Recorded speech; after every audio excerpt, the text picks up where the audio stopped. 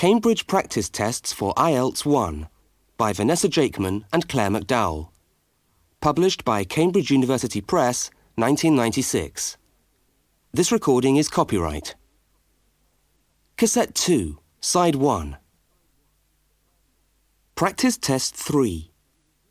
You will hear a number of different recordings, and you will have to answer questions on what you hear. There will be time for you to read the instructions and questions, and you will have a chance to check your work. All the recordings will be played once only. The test is in 4 sections. Write all your answers in the listening question booklet. At the end of the test, you will be given 10 minutes to transfer your answers to an answer sheet. Now turn to section 1 of your question booklet.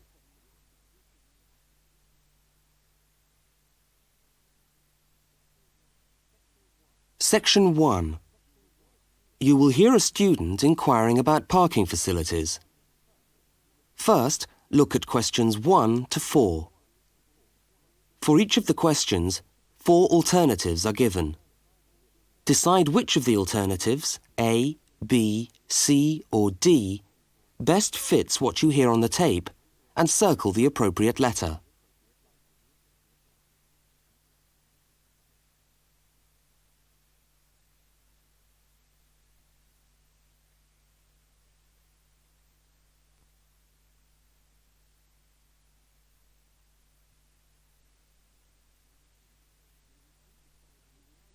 You will see that there is an example which has been done for you. On this occasion only, the conversation relating to the example will be played first.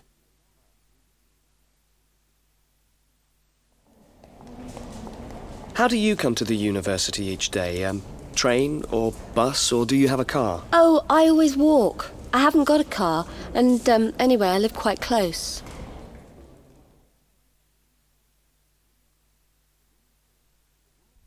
The woman says she always walks, so C has been circled. Now we shall begin. You should answer the questions as you listen, because you will not hear the recording a second time. Now listen carefully to the first conversation and answer questions 1 to 4. How do you come to the university each day? Train or bus, or do you have a car? Oh, I always walk. I haven't got a car, and anyway, I live quite close. Do you know anything about parking rights on the campus? I was wondering whether students are allowed to park their cars on campus or not. Yes. I think it's possible for postgraduate students, but not for undergraduate students. That doesn't seem very fair. No, I suppose not. But there simply isn't enough room on the campus for everyone to park. Do you need a parking permit? Yeah, I believe you do. Where do I get that from? I think you can get a parking sticker from the administration office. Where's that? It's in the building called Block G, right next to Block E. Block G? Yeah. Oh, right.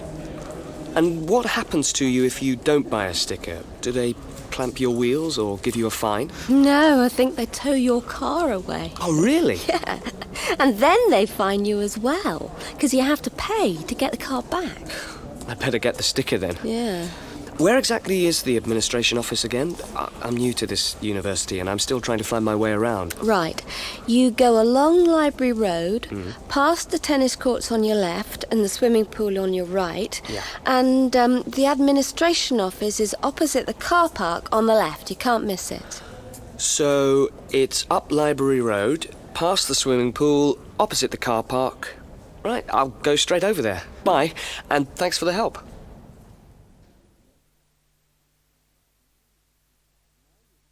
Now you have some time to look at questions 5 to 12.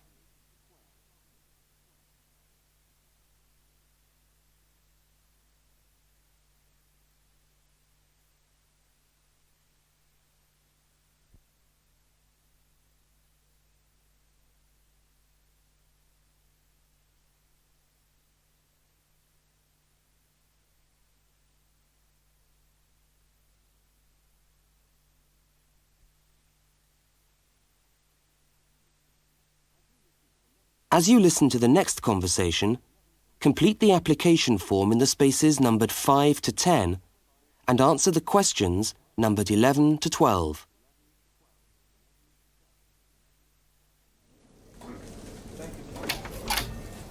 Good morning.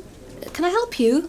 Yes, I was told to come over here to get a parking sticker. Is this the right place? Yes, it is.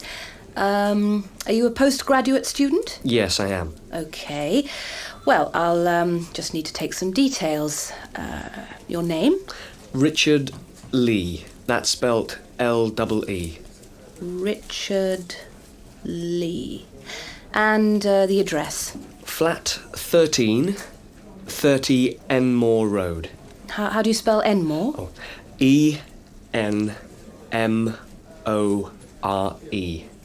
And that's in the suburb of Newport. N-E-W-P-O-R-T. Faculty? I beg your pardon? Which faculty are you in? Oh, architecture, the Faculty of Architecture. Right. And the registration number of your car?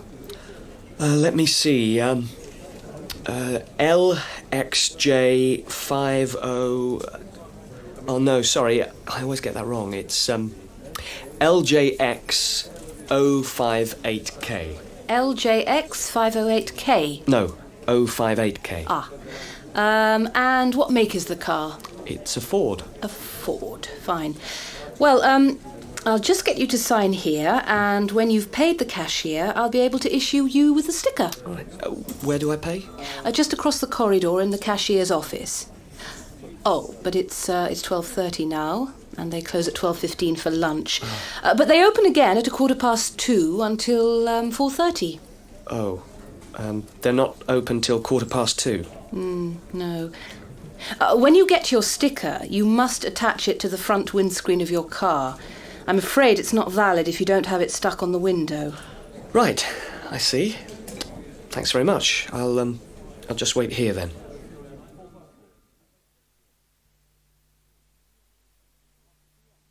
That is the end of section 1. You now have half a minute to check your answers.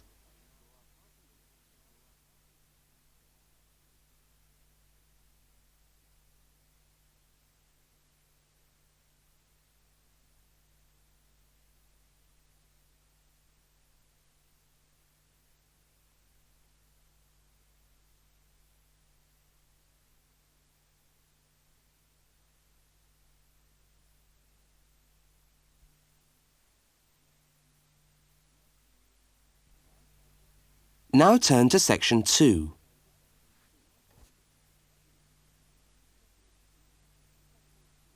Section 2. You will hear a talk given by a guide showing a group of people round a museum. First, you have some time to look at questions 13 to 18.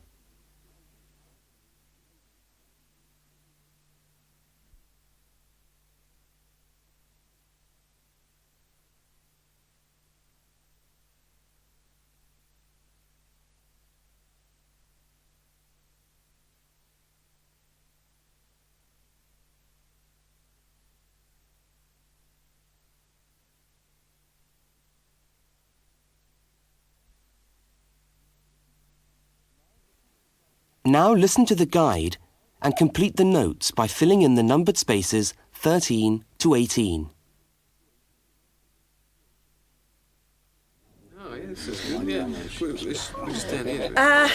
Good morning, everyone, and welcome to the Maritime Museum.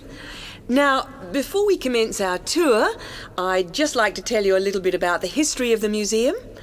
As you can see, it's a very modern building, built in the postmodern style, and it was in fact opened by the Prime Minister of Australia in November 1991.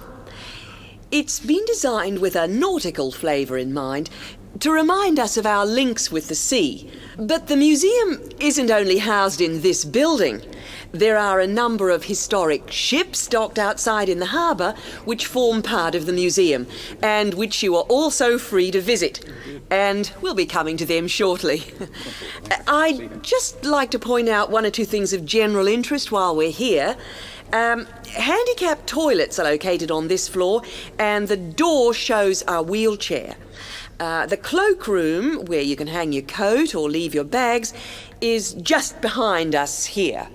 The education centre is on the top floor, and there's a good little library in there which you might like to use. Follow the signs to the education centre. You'll see a lot of little green arrows on the wall. The green arrows will take you there. The information desk, marked with the small letter I on your plan, is located right here in the foyer. So if you get separated from your friends, I suggest you make your way back to the information desk, because we'll be returning to this spot at the end of the tour. All right?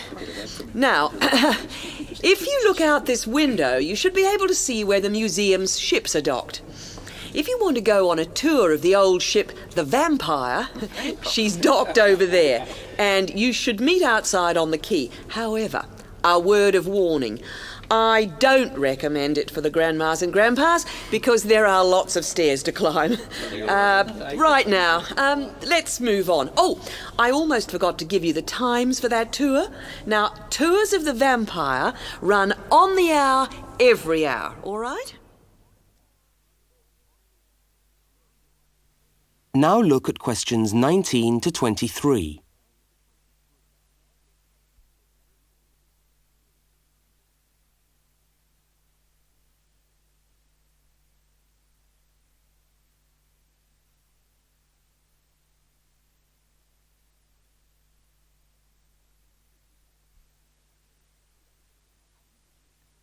As you listen to the rest of the talk, complete the notes in the numbered spaces 19 to 23.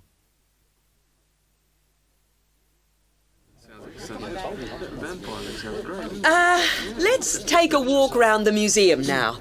The first room we're coming to is the theatre. This room is used to screen videos of special interest, and we also use it for lectures. There's a continuous video showing today about the voyages of Captain Cook, so come back here later on if you want to learn more about Captain Cook. Now, we're moving along the gallery known as the Leisure Gallery. This is one of our permanent exhibitions, and here we try to give you an idea of the many different ways in which Australians have enjoyed their time by the sea. Surfing, swimming, life-saving clubs, that's all very much a part of Australian culture. At the end of this section, we'll come to the picture gallery, where we've got a marvellous collection of paintings, all by Australian artists. I think you can buy reproductions of some of these paintings in the museum shop. They're well worth a good look. Now, we're coming to the Members' Lounge. Now, as a member of the museum, you would be entitled to use the Members' Lounge for refreshments. Membership costs $50 a year or $70 for all the family. So it's quite good value, because entry to the museum is then free. And down at the far end of this floor, you'll find the section which we've called Passengers and the Sea. In this part of the museum, we've gathered together a wonderful collection of souvenirs from the old days when people travelled by ship. You'll find all sorts of things there. Old suitcases, ship's crockery, first-class cabins decorated in the fashion of the day. Just imagine what it must have been like to travel first class. Now, I'm going to leave you to walk around the museum on your own for a while, and we'll all meet back again at the information desk in 3/4 of an hour's time. I hope you enjoy your time with us at the museum today. Thank you. Thank you very much. That is the end of section 2. You now have half a minute to check your answers.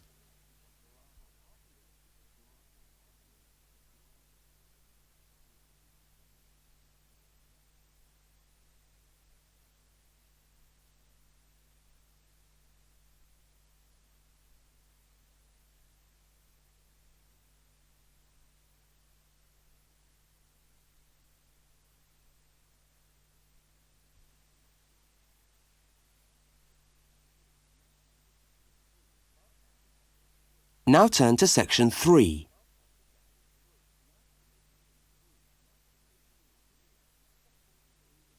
Section 3. In this section, you will hear a university student, Mark, talking to a tutor and another student about a topic he has studied. Now look at questions 24 to 32.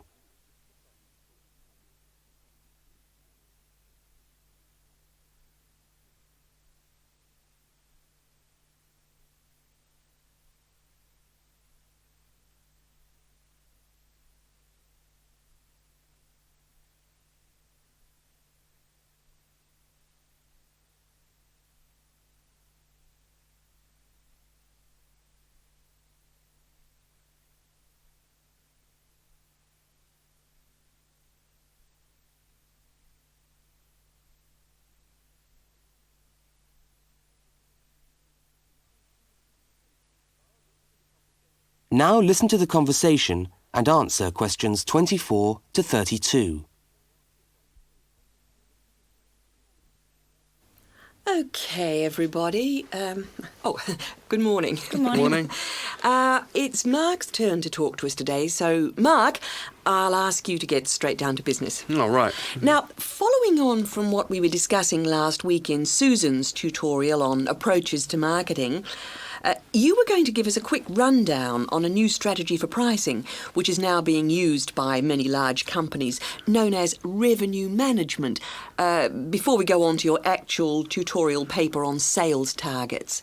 Is that correct? Yeah, okay, well... So, what exactly is revenue management? Well, it's a way of managing your pricing by treating things like airline tickets and hotel rooms rather more as if they were perishable goods. Yeah, I just tried to book a ticket yesterday for Perth, and would you believe there are 3 different prices for the flight? Right, and what was the rationale for that? Well, the travel agent said it depended on when you book and the length of the stay. Like, it's cheap if you stay away for a Saturday night, presumably because this isn't business travel, and even cheaper if you buy a ticket where you can't get a refund if you have to cancel. In that case, the ticket costs about half the price. You wouldn't think it would make that much difference, would you? Well, it does, and that's basically because the airlines are now treating their seats like a commodity. You see, if you want a seat today, then you pay far more for it than if you want it in 3 weeks' time. That seems rather unfair. Well, not really. When you think about it, that's just common sense, isn't it? Well, I suppose so. What this actually means is that in the same row of seats on the same flight, you could have 3 people who have all paid a different price for their tickets. And is this just happening in Australia? No, it's the same all over the world. Airlines are able to market a seat as a perishable product with different values at different stages of its life. Well, like mangoes or apples at the market. Yeah, it's exactly like that. The fact is that the companies are not actually interested in selling you a cheap flight. They're interested in selling the seats and flying airplanes that are full. Mark, why do you think revenue management has come about? Well, as far as I can see, there are 2 basic reasons. Firstly, because the law has been changed to allow the companies to do this. You see, in the past, they didn't have the right to keep changing the prices of the tickets. And secondly, we now have very powerful computer programs to do the calculations, and so the prices can be changed at a moment's notice. So you mean 10 minutes could be critical when you're buying a plane ticket? Absolutely. That's right. Yep. And I understand we've almost reached the stage where these computer programs that the airlines are using will eventually be available to consumers to find the best deals for their travel plans from their home computer. Heavens, what a thought. So the travel agent could easily become a thing of the past if you could book your airline tickets from home. Are there any other industries using this system, or is it restricted to the airline business? No, many of the big hotel groups are doing it now. That's why the price of a bed in a hotel can also vary so much, depending on when and where you book it. It's all a bit of a gamble, really. Yeah, and hire car companies are also using revenue management to set their tariffs, because they're also dealing with a commodity, if you like. So the cost of hiring a car will depend on demand. Well, thank you, Mark, for that overview. That No was trouble. well researched. Now, let's get on with your main topic for today, which... That is the end of section 3. You now have half a minute to check your answers.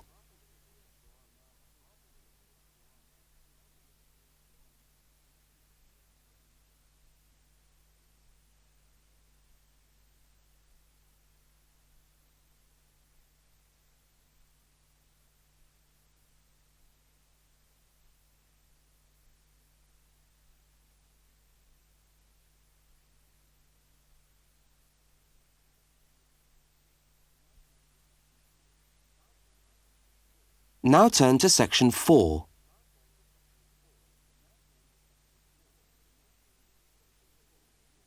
Section 4. You are going to hear a short talk on space management in supermarkets. First, you have some time to look at questions 33 to 37.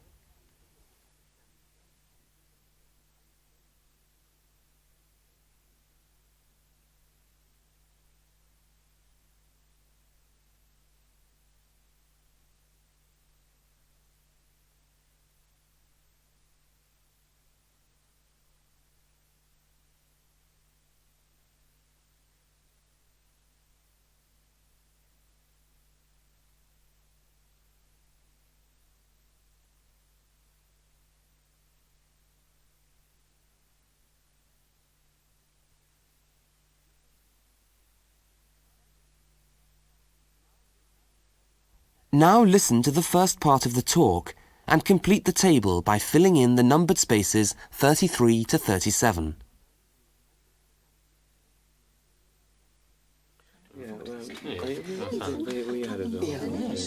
Good morning. Welcome to this talk on space management. And today I'm going to look particularly at space management in the supermarket.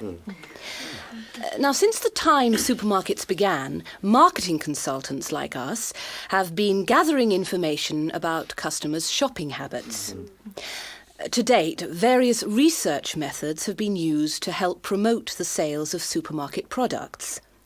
There is, for example, the simple and direct questionnaire, which provides information from customers about their views on displays and products, and then helps retailers make decisions about what to put where.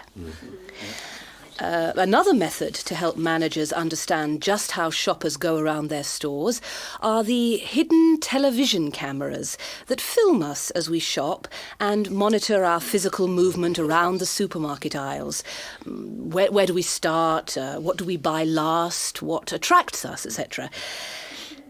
More sophisticated techniques now include video surveillance and such devices as the eye movement recorder. This is a device which shoppers volunteer to wear taped into a headband and which traces their eye movements as they walk around the shop, recording the most eye-catching areas of shelves and aisles. But with today's technology, space management is now a highly sophisticated method of manipulating the way we shop to ensure maximum profit. Supermarkets are able to invest millions of pounds in powerful computers which tell them what sells best and where. Now, an example of this is Spaceman, which is a computer program that helps the retailer to decide which particular product sells best in which part of the store. Now, Spaceman works by receiving information from the electronic checkouts, where customers pay, on how well a product is selling in a particular position. Spaceman then suggests the most profitable combination of an article and its position in the store. Now you have some time to look at questions 38 to 42.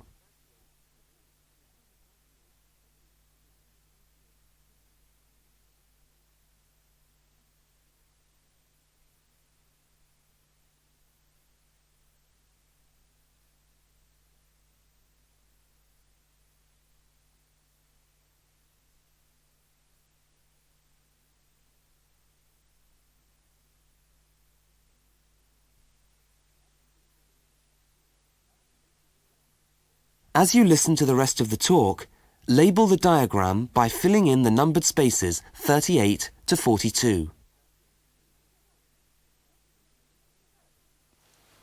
So, let's have a look at what we know about supermarkets and the way people behave when they walk down the aisles and take the articles they think they need from the shelves.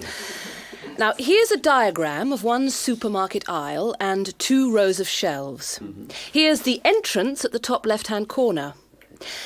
Now, products placed here at the beginning of aisles don't sell well. In tests, secret fixed cameras have filmed shoppers' movements around a store over a 7-day period. When the film is speeded up, it clearly shows that we walk straight past these areas on our way to the centre of an aisle. Items placed here just don't attract people. When we finally stop at the centre of an aisle, we pause and take stock, casting our eyes along the length of it. Now, products displayed here sell well and do even better if they're placed at eye level so that the customer's eyes hit upon them instantly.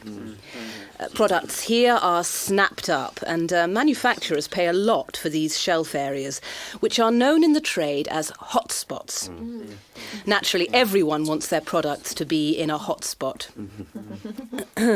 But the prime positions in the store are the ends of the aisles, otherwise known as gondola ends.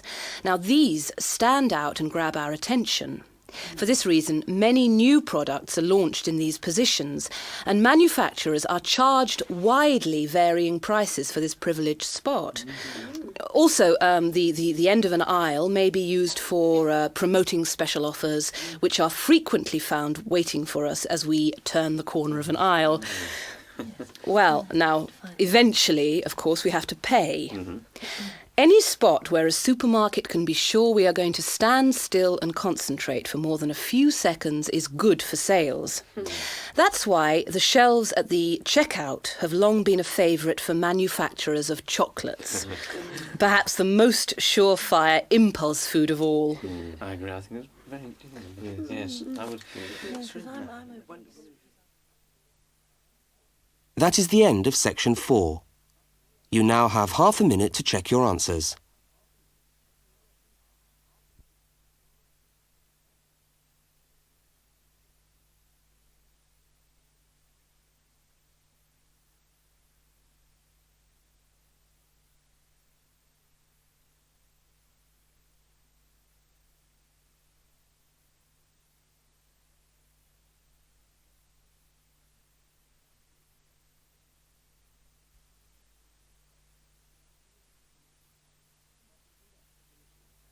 That is the end of the listening test.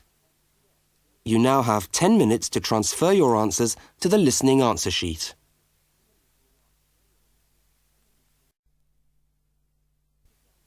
Cassette 2, Side 2.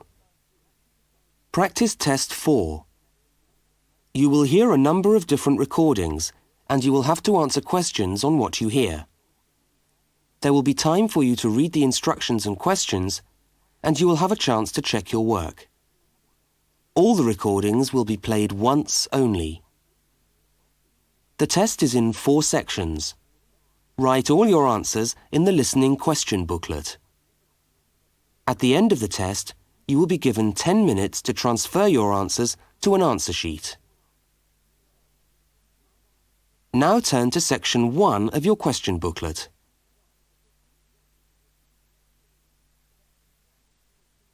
Section 1. 2 students meet on the university campus. They start a conversation together. First, look at questions 1 to 5.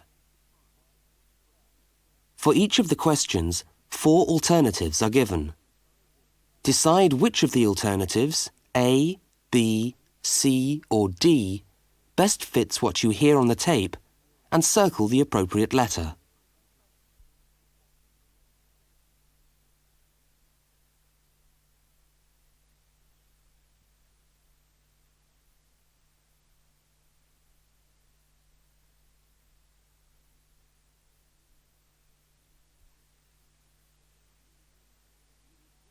You will see that there is an example which has been done for you. On this occasion only, the conversation relating to the example will be played first.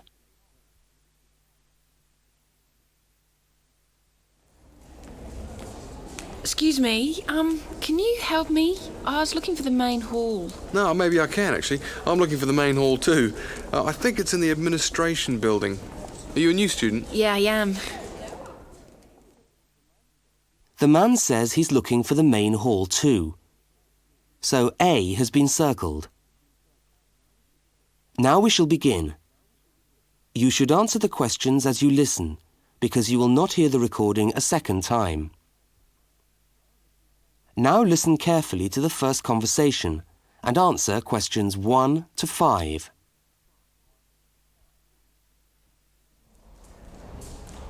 Excuse me, can you help me? I was looking for the main hall. No, maybe I can, actually. I'm looking for the main hall, too. I think it's in the administration building. Are you a new student? Yeah, I am. Yeah, I thought you looked as lost as me. I'm trying to find the admin building, too, so that I can register for my course. But I don't seem to be having much luck. Well, look, according to this map of the campus here, you go straight up the steps, turn left, and the building's on the right. Okay, let's see if we can find it. Ah, this looks right. Yeah, it must be. Look, there are hundreds of other people here. There must be at least 50 people in the queue. We'll be here till gone 2 o'clock at this rate. Yeah, and I'm starving. So am I. Actually, I was on my way to the canteen to get something for lunch. Why don't I go to the canteen and buy something, and you stay here and wait? Good idea. What would you like? Pizza, sandwich, hot dog, fried rice? They do everything. Oh, something easy. Takeaway fried rice sounds good. Okay, fried rice. No, on second thoughts, I'll have a cheese and tomato sandwich. Right, 1 cheese and tomato. Anything to drink? Yeah, give me coffee, would you? Hot coffee's a bit hard to carry. What about a Coke or an orange juice? Get me an orange juice then. Look, here's $5. Oh, yeah, take $2 back. Shouldn't cost me more than $3. Well, keep the 5, we'll sort it out later. Oh, and could you get me an apple as well? Okay, back in a minute.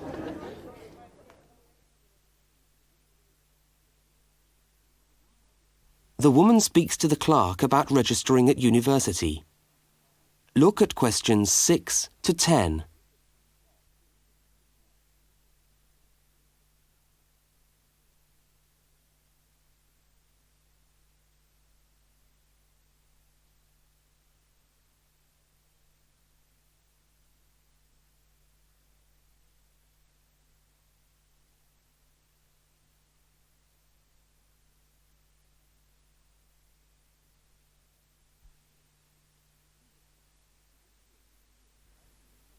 As you listen, complete the form by filling in the numbered spaces 6 to 10.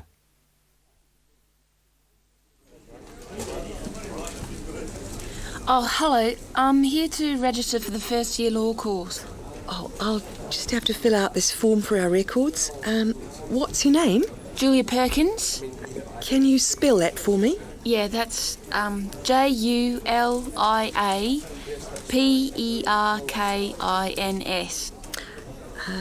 Address?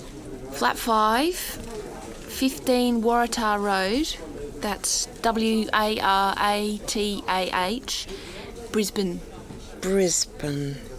Oh, and your telephone number? Oh, we haven't got the phone on yet. We've only just moved in. Okay, well, can you let us have the number once the phone's connected? And I'll make a note here, to be advised. And the course? Beg your pardon? What course are you doing? Oh, first year law? Right. Well, you'll have to go across to the law faculty and get this card stamped, and then you come back here with it and pay your union fee. Oh, thanks very much.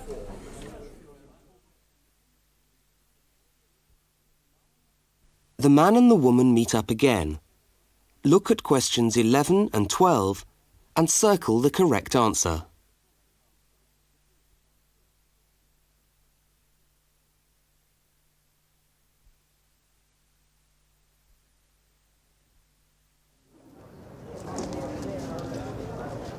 Oh, there you are. Oh, I thought you were never going to come back. Sorry, the canteen was absolutely packed and I had to wait for ages. And then when I got to the front of the queue, they had hardly any food left, so I had to get you a slice of pizza. Sorry. Oh, that's okay. I could eat anything. I'm so hungry. Oh, and there's your bottle of orange juice and your apple.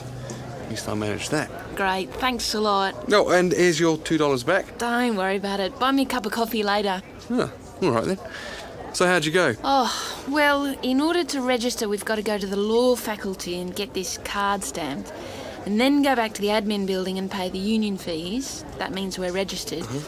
After that, we have to go to the notice board to find out about lectures, and then we have to put our names down for tutorial groups and go to the library. Oh, no, great. Well, first let's sit down and have our lunch, eh?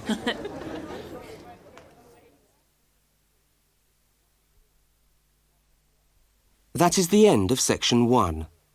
You now have half a minute to check your answers.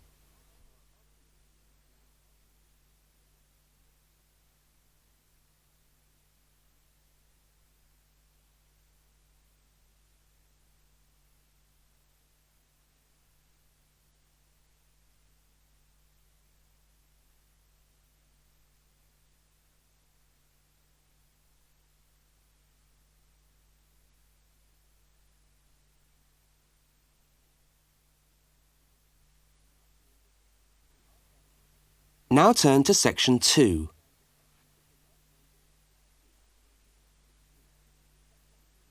Section 2. You are going to hear a talk about banks in the UK. First, you have some time to look at questions 13 to 17.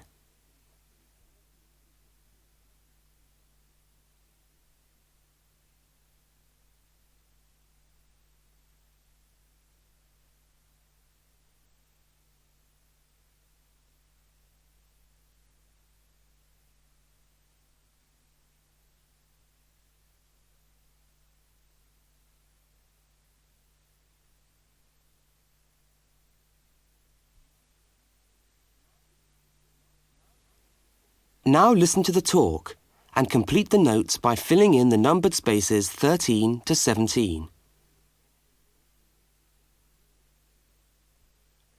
It's going to be right. Thanks for turning up today. Thanks for turning up today to this short talk I'm going to give on student banking. Many of you are unfamiliar with the way banks work in this country, and today's talk should just give you a few starting points. I will, of course, answer any questions at the end. Right. Well, as you probably know, you'll need to open a bank account while you're here. It's the safest place to keep your money, and it's best to open an account with one of the major banks. You should each have a handout with the names and addresses. Yeah? Right. There's Barclays in Realty Square, National Westminster in Preston Park, Lloyd's in City Plaza, and Midland in Hope Street. OK, all these banks offer special student accounts. However, it's important to note that as an international student, you'll not necessarily be eligible for all the facilities offered to resident students.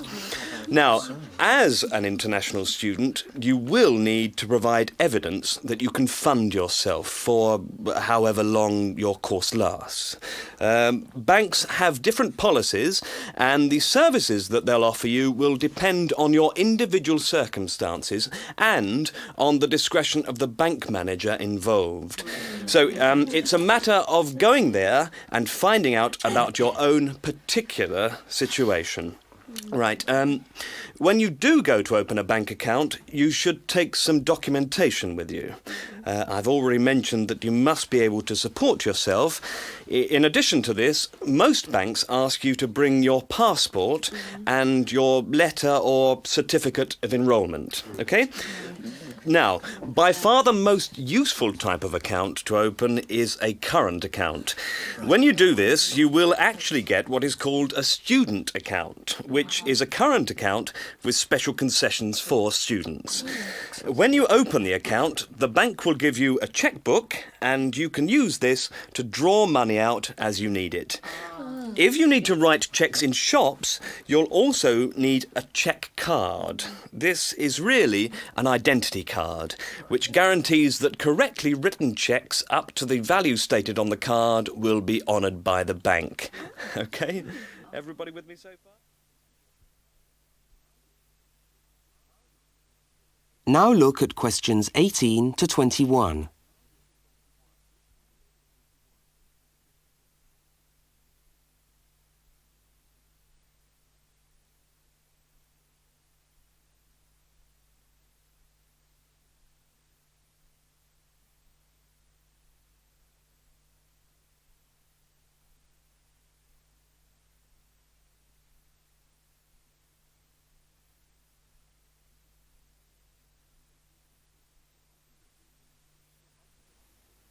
As you listen to the rest of the talk, complete the rest of the notes in the spaces numbered 18 to 21. Right, if you want to draw out cash for yourself, you can make the cheque payable in your own name or to cash. You can also withdraw cash from a cash point machine with a cash card. Now, these are extremely useful as they enable you to withdraw cash from your account during the day or at night. There is also another card called Switch or Delta, and you can use this to pay for things in shops. It takes the money right out of your account, so you don't need your chequebook. Now, you may want to take more money out of the bank than you have in it. This is called having an overdraft. Be very careful with this. You should not do this without permission from your bank. Overdrafts usually incur charges, though some banks offer interest-free overdrafts to some students. But find out before you get one, right? Well, that just leaves opening times. When can you go? Banks used to be open from 9:30 a.m. until 3:30 p.m. from Monday to Friday. But many main branches are now open until 4:30 or 5 p.m. on weekdays, and some of the bigger branches in London and other major cities are now open for a limited time on Saturdays. OK, any questions? That is the end of section 2. You now have half a minute to check your answers.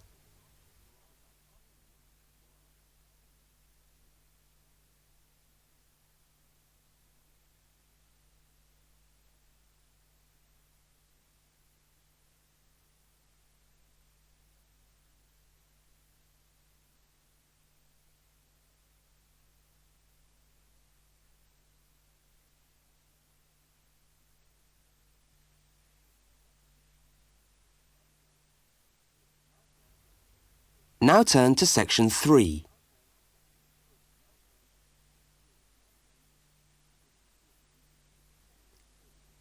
Section 3. Two students, Dawn and Ilmar, are discussing a project that they are working on together. First, you have some time to look at questions 22 to 25.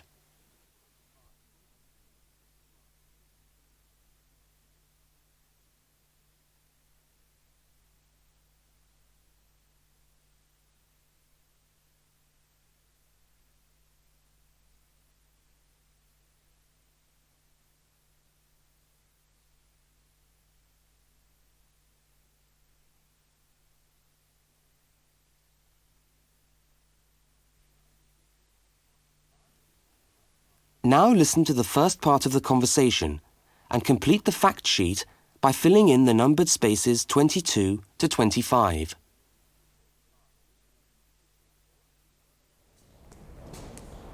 Hi, Dawn. Oh, hi, Ilmar. I'm glad I've bumped into you. I've just found a great idea for the presentation we've got to do for Dr. Banks next month. What, the one on everyday objects? Yes, look at this article. It's really interesting. The aluminium Coke can? You know, Coca-Cola cans, soft drink cans. Look, let's sit down here. Have you got a minute? Sure. I'll just get my bag. Okay. So, you think we can get a presentation out of this article? I'm sure we can. First of all, we can provide some interesting facts about the aluminium cans that we drink out of every day. Like? Well, here it says that in the US they produce 300 million aluminium drink cans each day. Wow! 300 million? Exactly. That's an enormous number. It says here, outstrips the production of nails or paper clips. And they say that the manufacturers of these cans exercise as much attention and precision in producing them as aircraft manufacturers do when they make the wing of an aircraft. Really? Let's have a look. They're trying to produce the perfect can, as thin but as strong as possible. This bit's interesting. Today's can weighs about 0.48 ounces. Thinner than 2 pieces of paper. From this magazine, say. Yeah, And yet it can take a lot of weight. More than 90 pounds of pressure per square inch. 3 times the pressure of a car tyre. OK, I agree. It's a good topic.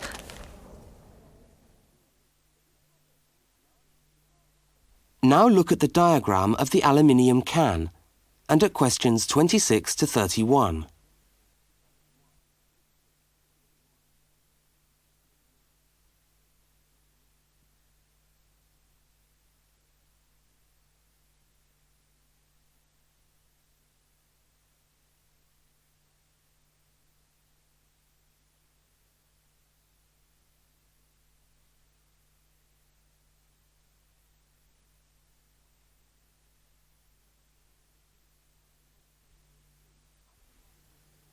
As the conversation continues, label the can by completing the notes in the numbered spaces 26 to 31.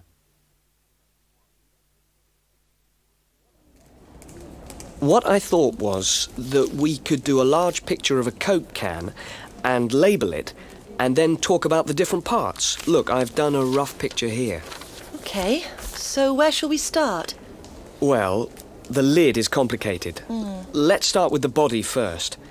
I'll do a line from the centre of the can, like this, and label it body. What does it say? It's made of aluminium, of course, and it's thicker at the bottom. Right, so that it can take all that pressure. And then I think you should draw another line from the body for the label. Right, label. The aluminium is ironed out until it's so thin that it produces... Oh, what does it say? A reflective surface suitable for decoration. That's right. Apparently it helps advertisers too. Yes, because it's so attractively decorated. Good. And then there's the base. Yes, it says the bottom of the can is shaped like a dome so that it can resist the internal pressure. That's interesting. I didn't know that. Nor did I. OK, so going up to the lid, there are several things we can label here. There's the rim around the edge, which seals the can. Got that. And there's a funny word for the seal, isn't there? Yes, it's a flange. What does it say about it? Well, the can's filled with Coke or whatever, and after that the top of the can is trimmed and then bent over to secure the lid. That's right. It looks like a seam. We could even do a blow-up of it, like this. F-L-A-N-G-E. Yes, that would be clearer. I think we should label the lid itself and say that it constitutes 25% of the total weight. 25%? So it's stronger than the body of the can. So to save money, manufacturers make it smaller than the rest of the can. Didn't know that either. So, how do we open a can of Coke? First of all, there's the tab, which we pull up to open the can, and that's held in place by a rivet. I think that's too small for us to include. I agree, but we can talk about it in the presentation. We can show the opening, though. That's the bit of the can that drops down into the drink when we pull the tab. Yeah, hopefully. Sometimes the tab just breaks off. I know. Anyway, the opening is scored so that it pushes in easily but doesn't detach itself. Okay. We can show that by drawing a shadow of it inside the can. Like this. I'll label it scored opening. Great. Well, I think we've got the basis of a really interesting presentation. Let's go and photocopy the article. Fine. I'll take it home and study it some more.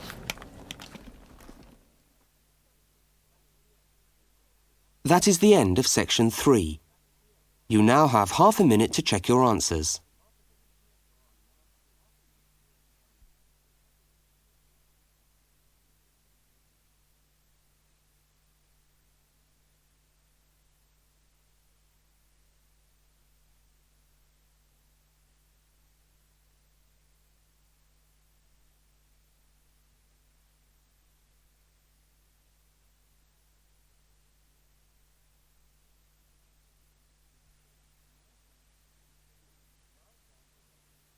Now turn to section 4.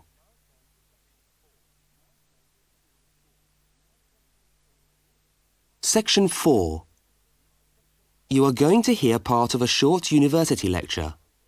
First, look at questions 32 to 42.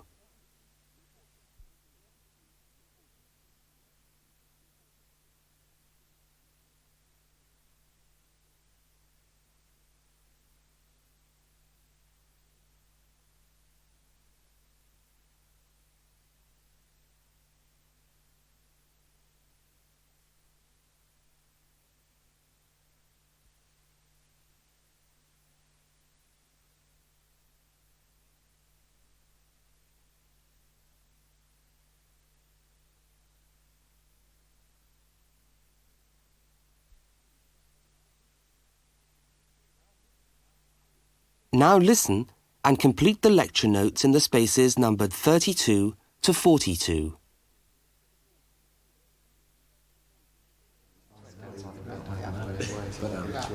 Good morning and welcome to the university's open day and to our mini lecture from the Sports Studies Department. Now, the purpose of this lecture is twofold. One, we want you to experience a university lecture to give you a taste of what listening to a university lecture is like. And two, we want you to find out something about the sports studies program at this university. So feel free to ask any questions during the talk and I'll do my best to answer them. Right, so what does a course in sports studies involve? Well, you wouldn't be blamed for not knowing the answer to this question because sports studies as a discipline is still comparatively new. But it's a growing area and one which is now firmly established at our university. Now, there are 3 distinct strands to sports studies, and you'd need to choose fairly early on just which direction you wanted to follow. And I'll just run over these now. Firstly, we've got the sports psychology strand. Secondly, we've got the sports management strand. And last but not least, there's the sports physiology strand. So just to recap, there's sports psychology, sports management, and sports physiology. Let's look first at psychology. Now, the people who study sports psych want to work with top athletes, and they're looking at what will take those athletes that 1% extra. What makes them win? When all other things are equal, physically all other things are equal, they want to know what are the mental factors involved.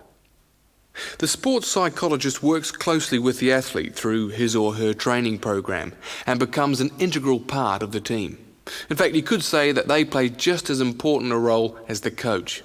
So if you're interested in what makes people win, this could be the area for you. Now, secondly, we've got the strand which I referred to as sports management. And this goes hand in hand with the area of sports marketing. So you might like to think of this area as having 2 branches, management and marketing. On the management side, we look at issues relating to the running of sports clubs, management of athletes, that sort of thing. But then on the other side, we've got sports marketing. And this is the side that interests me more, because here we will look at the market forces behind sport. Questions like, why do people spend their money on a football match or a tennis game rather than, say, on buying a CD or going to the cinema? What are those market forces? Sport used to just compete with sport. Nowadays, it competes with other leisure activities. The spectators go to sport to be entertained rather than out of loyalty to a team. They want to have an evening out, and they don't want the cheap seats anymore. They want good seats. They want entertainment. And the professional sportsmen and women respond to this without question. They are there to give a performance. They provide the entertainment. So in the marketing course, we address all these commercial issues, and we look at how this hooks back into the management of sport. Now, the third branch of sports studies sometimes comes under another name and is also known as exercise science. And again here, we find that there are 2 distinct types of exercise science. The first is working very much at the macro level, what I call the huffing and puffing people. So this looks at fitness testing, body measurements, all that sort of thing. But the more interesting side of sports physiology, at least in my view, is the side that looks at the micro level, looking at cellular change. They're doing cellular research, looking at changes in body cells when the body is under stress. So that just about brings us to the end of our mini lecture for today. I hope you found it interesting, and I look forward to seeing you all on our course next year. But feel free to come and talk to me if you want any more information. I'll be over at that notice board near the main entrance. Thank you very much.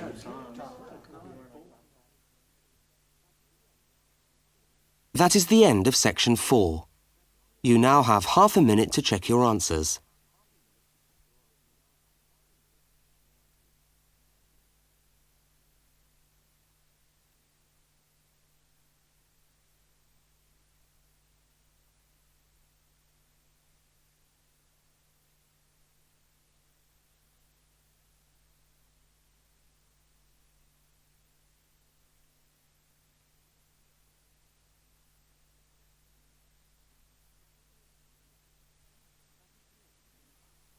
That is the end of the listening test.